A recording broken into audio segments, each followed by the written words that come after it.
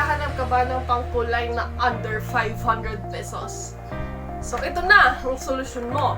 Kasi ito ay halagang 49 pesos lang. So, ang magagastos mo dito is ito ay halos, 150. May sukli ka pang dos. Kasi, ito is 49 pesos dalawa. So, 50 pesos yung estimate ko. And then, 100 siya. Bale, 98 pesos siya. And then, ito, 50 pesos. So, 148. O, diba? Beep na naman yung cellphone ko. Busy-busy talaga si ate mo pati. Si IPM Winox. Yun.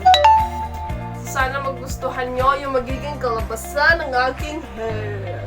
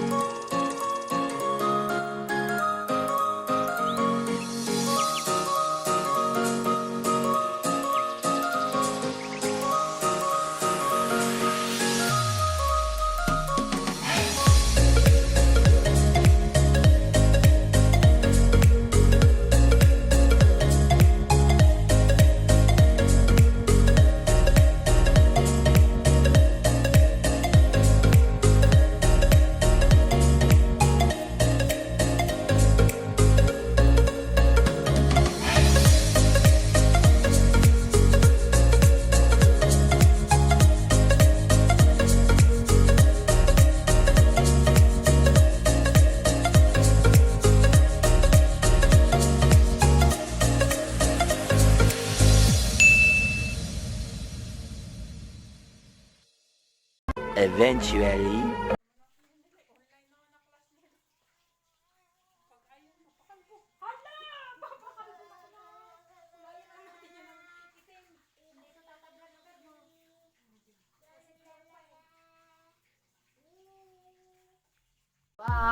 So after kung makita nyo naman kung paano ko siya i-mix,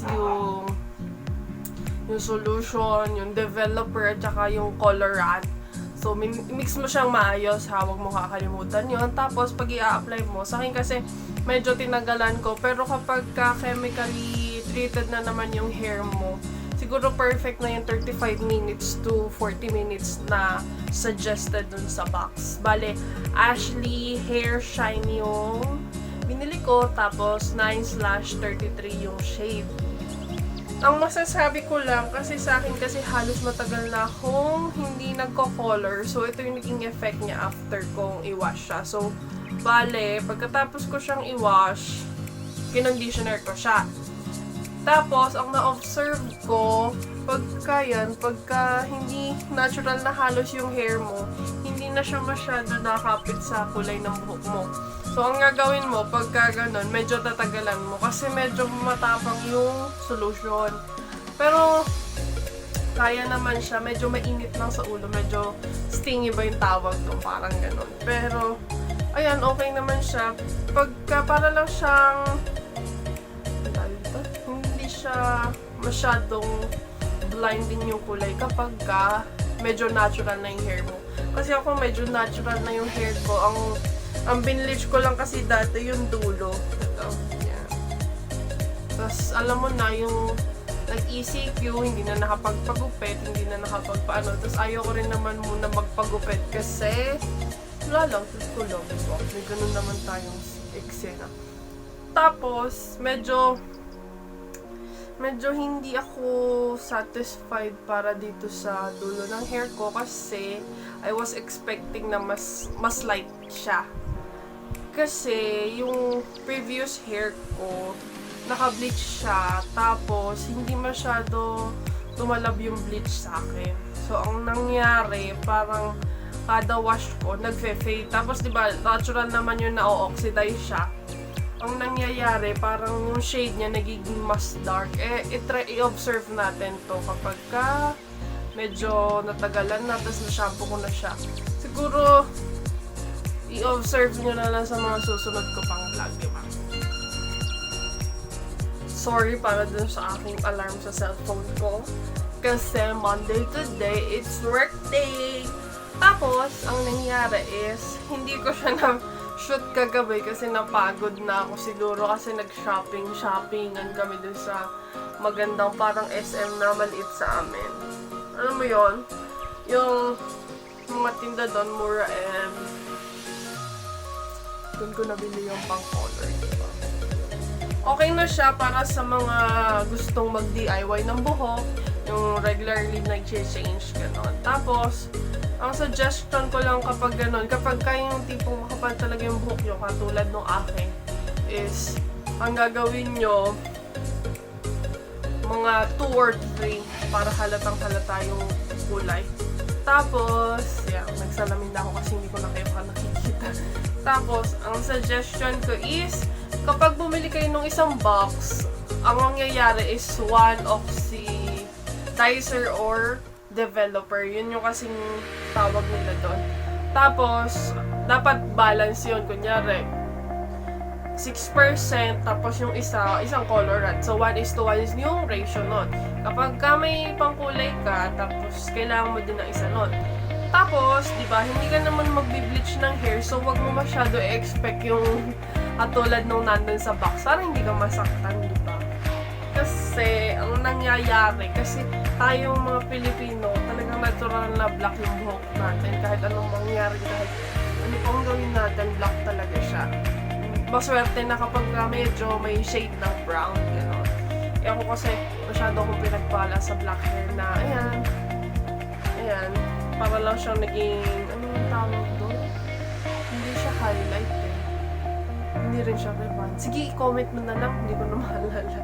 Hindi siya permanent na color, parang gano'n, yung nagfe-fade. Tapos yun, ang suggestion ko is, pagka bibili kayo ng pangkulay is, yung pinaka-lightest para yung result kita mo. Kasi pagka dark yung kinulay mo, tas dark yung hair mo, hindi mo siya agad makikita. Pero kung halimbawang nag-bleach ka na naman or medyo may kulay na yung hair mo, huwag mo masyadong i-expect na yung result is same dun sa page nila. Kasi may magmamatter pa rin yung dati mong kulay doon sa ngayon. So, huwag mo kakalimutan na mag-subscribe, mag-hit ng notification bell, at kung nagustuhan mo itong video ko, i-thumbs up mo na!